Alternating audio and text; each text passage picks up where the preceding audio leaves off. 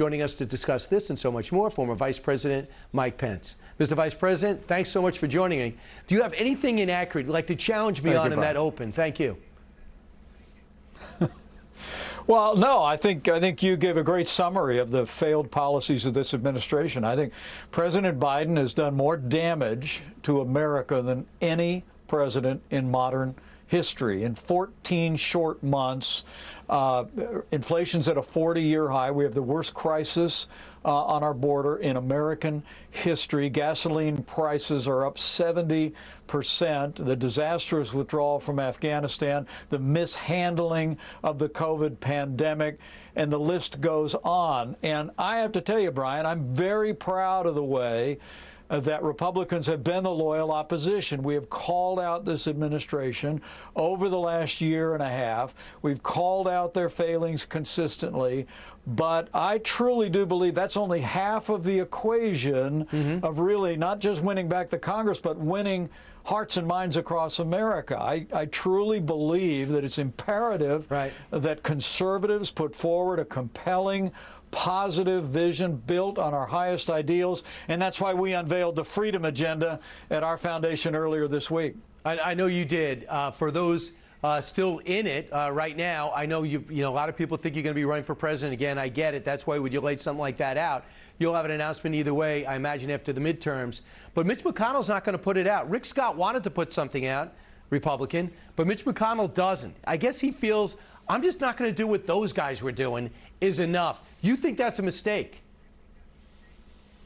Well, look, I think this has always been a movement driven by we the people. I first got involved in politics when Ronald Reagan was president. That's the first time I ran for office, had the privilege of meeting President Reagan. And then I had the opportunity of being vice president with President Donald Trump. But all along the way, it was the American people advancing American ideals, traditional values, a strong military. I mean, the very idea that that free market economics is at the very core of American prosperity all became, all became the essentially bequeathed to the Republican Party. But when President Trump came to office, we added border security, we added fair trade, we added the importance of patriotic education, school choice, and of course we changed the national consensus on China.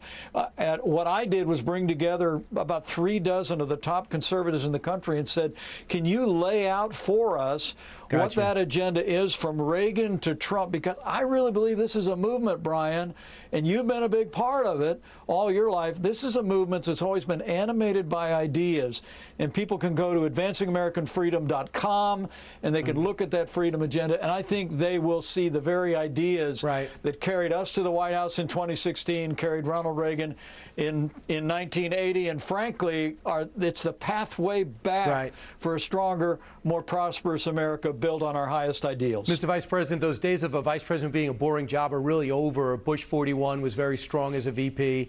Al Gore was very strong as a VP. Joe Biden had a lot to do as a vice president, and I don't think anybody would say you didn't do a really good job as president. They might not agree with you as vice president with your philosophy, but I think most people agree you did a great job. This current vice president evidently is extremely unhappy. She says that she's been giving impossible portfolio of voting rights and the border. She says it's a can't-win situation. You actually given control of probably getting aid in the middle of a pandemic, first one in 100 years. What do you think about the vice president's complaints? Well, look, it's a little hard to take. I mean, I think the job of the vice president is to stand next to the president of the United States and to do everything in your power to be prepared and to be a help. And, whether it be when the president put me on the plane to go negotiate a ceasefire with Turkey and their forces were rolling into Syria, whether it was when the president asked me and Mike Pompeo to negotiate the Remain in Mexico agreement with the Mexican delegation in the Roosevelt Room, or whether it was that day the president asked me to lead the White House Coronavirus Task Force. The fact is, you're there to help, you're there to support the president in every way to advance the agenda that you came to advance, and I was proud to do it during my tenure. That's true. But this current vice president wants to go to the root causes, doesn't want to go to the border, and now Title 42 is going to be going away at the end of May. What do you say to a current vice president that says it's an impossible job? We are in the midst of the worst border crisis in American history, Brian. I don't have to tell your viewers. They know that. But by announcing yesterday that they're going to rescind Title 42 that our administration implemented, allowing us to return people immediately across the border to Mexico, is going to it's going to make the worst border crisis in American history even worse. Gotcha. There are some estimates that 7,000 illegal immigrants are coming across the border every day now. It could be as many as 18,000.